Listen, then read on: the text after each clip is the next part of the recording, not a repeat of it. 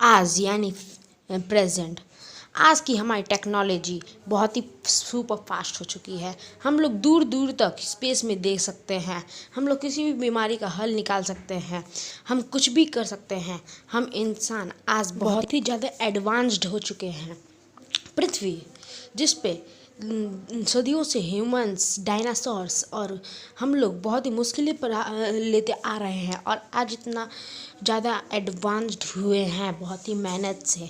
तो और यहाँ पर 5 लाख से भी ज़्यादा प्रजातियाँ हैं इस पर। आपको क्या पता है कि ये सब कैसे आया? इसके लिए मुझे बहुत सारे करोड़ों साल पहले जाना पड़ेगा। तो चलिए मेरे साथ करोड़ों साल पहले करोड़ों साल पहले जब पृथ्वी विकास में थी, तो चलते हम लोग करोड़ों साल पहले। आज से करीब 4.5 अरब साल पहले एक बड़ा सा गोला आकर अपने एक जगह पे था और यहाँ पर बहुत सारे पत्थर गिर रहे थे, मतलब एस्ट्रॉइड्स, मेटेरॉइड्स। और यहाँ पर ऐसा तापमान था, मतलब बहुत ही ज़्यादा तापमान था, कम से कम 100-150 डिग्री से भी ज़्यादा था। और ये कोई आम पत्थर नहीं, ये हमारा एक अर्थ ही है जिस पे एस्ट्रॉइड्स, मेटेरॉइड्स उस समय गिरते थे। और इसका एक मून भी बना लिया, इसने अपना एक मून भी बना लिया। इस पे अभी ये आग का गोला पृथ्वी एक आग का गोला ही था जैसा, मतलब इस पे लावा ये सब थे। आज से 3.9 अरब साल पहले ये लावा बरसना बहुत ही ज़्यादा रह रहा है और इसको कहते हैं द हैप्पी बॉम्ब ब्लेड। तो इसमें जो जो पत्थर रहते हैं, इस बॉम्बलेट पर बहुत सारे बड़े बड़े आग के ज्वाला वाले पत्थर गिरते हैं जो अपने अंदर कुछ अंदर लेके आते हैं। और इन्हीं में से एक निकल गया आइस, एक एस्टेरॉइड्स में आइस निकल गया जिसने बहुत सारे रिवर्स, ओशंस, लेक्स का आविष्कार किया एस्टेरॉइड्स से। अब मौसम कुछ बदलने लगा पर इसका एटमॉस्फेयर अभी भी बहुत ही ज़्यादा ख़राब था। ये बहुत ही ज़्यादा ख़राब ये एस्ट्रम था और धरती एकदम पानी से एकदम कवर हो गई। इसमें बहुत ही कम लैंड था। आज से करीब 3.8 अरब साल पहले अब वापस से अर्थ पर आग के गोले बरसना शुरू हो गए, मतलब एस्ट्रॉइड्स, मेटेरॉइड्स ये सब बरसना शुरू हो गए। और जो अंदर ओशन के अंदर कुछ एस्ट्रॉइड्स गिरने लग गए।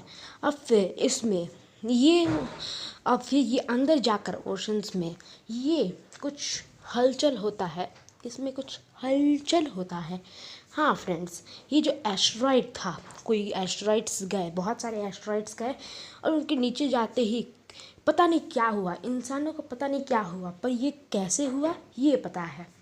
मतलब क्या अंदर हुआ ये हमें पता है, पर कैसे हुआ, किस फॉर्मूला से हुआ, किस वजह से हुआ ये हमें नहीं पता है।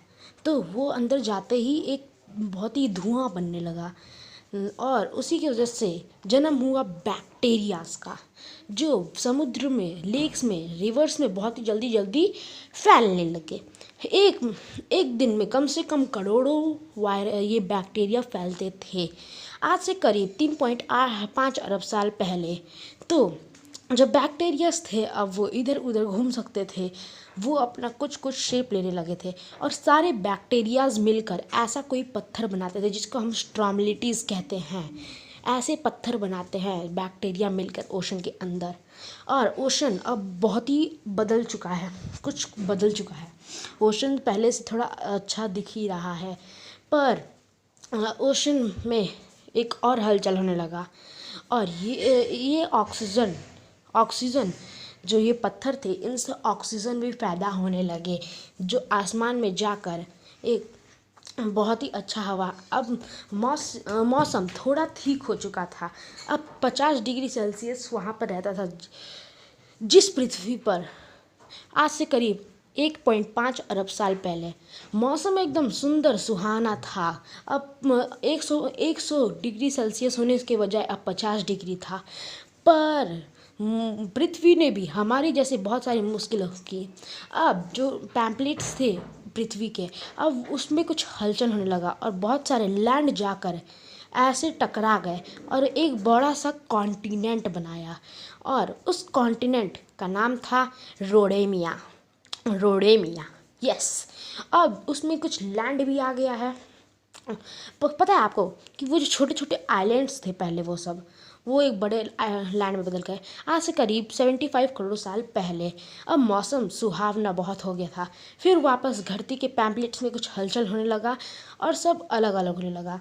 और इसी की वजह से लावा के वैल्केनोस थे वो अब एक्टिव हो गए, और इसी की वजह से बहुत सारा धुआं ऐसे छोड़ दिया, और इसी की वजह से हवा में ज़्यादातर अब ऑक्सीजन को कवर कर लिया और अब कार्बन डाइऑक्साइड फैलने लगा। अब आप सोचोगे ओशन के अंदर का जीव का क्या हुआ, तो मैं उसको बाद में बताऊंगा। अब जो धुआं डस्ट थे अब वो पहाड़ों पे ऐसे दिखने लगे थे, उसको जमा लिया था बिल्कुल। अब मौसम कुछ ख़राब होने लगा, 100 डिग्री वापस आ गया 80 डिग्री, और वैल्केनोस फूटने लगे, डस्ट होने लगा, और फिर धरती पे वापस से बर्फ एस्टेरॉइड्स गिरने लगे।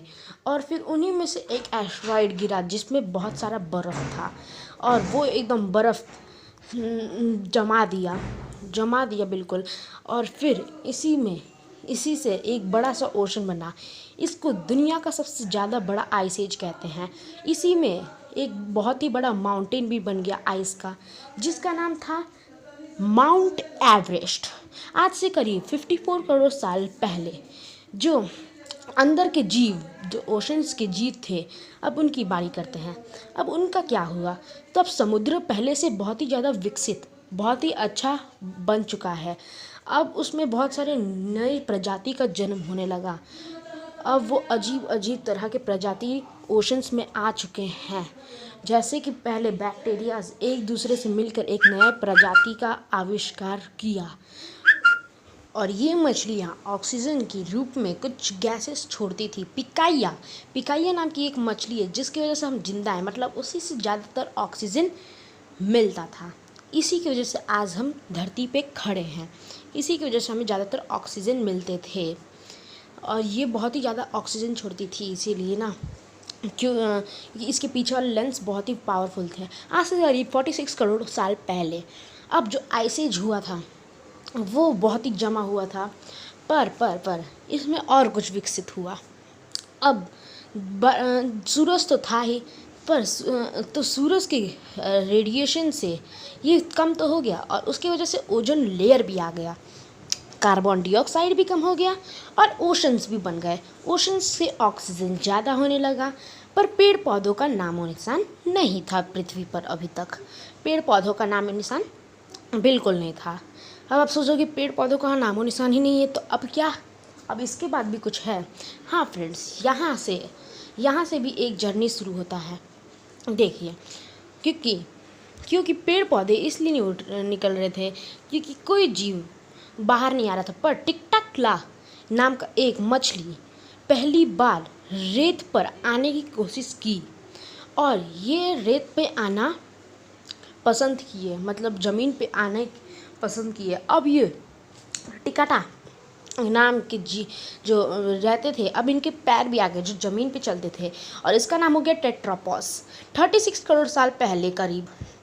तो टेट्रापॉस जो थे अब वो बड़े बड़े एकदम आकार के ज़मीन पे चलने वाले कुछ एनिमल्स बन गए, और यही बने डायनासोर्स। इसी जगह पे लड़ाई लड़े। डायनासोर्स ने बहुत कुछ जिया, पर उनके साथ क्या हुआ ये मैंने अपने एक सिंगल वीडियो में बताया है, जिसका लिंक मैं आपको डिस्क्रिप्शन में दे दूँगा। तो अब वैल्केनोज भी फूटना स्टार्ट हो गए। अब वैल्केनोज फूटना स्टार्ट हो गए, वापस से एक्टिव हो गए वो वापस से। अब सारे पेड़ पौधे सूख गए थे जो टेट्रापॉस से आए थे। अब सिर्फ 5% जीव ही बचे हैं धरती पर। टेट्रापॉस जो थे, जो ज़मीन के अंदर चले गए वो बचे हुए हैं अभी तक, और जो अभी बाहर थे वो ख़त्म हो चुके हैं। अब फिर धरती का तापमान कम होने लगा, फिर धीरे धीरे कुछ विकसित होने लगा। आज से करीब 20 करोड़ साल पहले अब धरती कुछ सामान्य दिखने लगी, जैसा कि हम लोग को दिखता था। और फिर वापस टेट्राप्लॉट्स में हलचल हुई, और फिर एक कॉन्टिनेंट बताया जिसका नाम है पैंगिया। एक और कॉन्टिनेंट बना दिया, उसका नाम है पैंगिया। और यहाँ पर अब पेड़ पौधे भी घास फूस उठने स्टार्ट हो गए थे, क्योंकि जो 5% जीव बचे थे उन्होंने कुछ कर दिया, और इसी से हुए विकसित डायनासोर्स। डायनासोर्स ने यहाँ पर बहुत लड़ाइयाँ लड़ी, बहुत अच्छे से ज़िंदगी जी, इन्होंने बहुत अच्छा से राज किया, पर इनके साथ क्या हुआ ये मैंने अपने एक स्पेशल वीडियो में बताया है। अगर आप उसको देखना चाहते हो तो देख लीजिएगा, क्योंकि वो वीडियो में आपको मैं बताऊंगा कि डायनासोर्स का क्या हुआ था, फुल स्टोरी डायनासोर्स की। तो उसका मैं लिंक नीचे डिस्क्रिप्शन में दे दूंगा। और डायनासोर्स के विकसित होने के बाद एक और नई प्रजाति आई जिसका नाम था मैमल्स। मैमल्स का क्या हुआ तो मैं उसका लिंक नीचे डिस्क्रिप्शन में दे दूंगा। तो don't forget to check the description and thanks watching.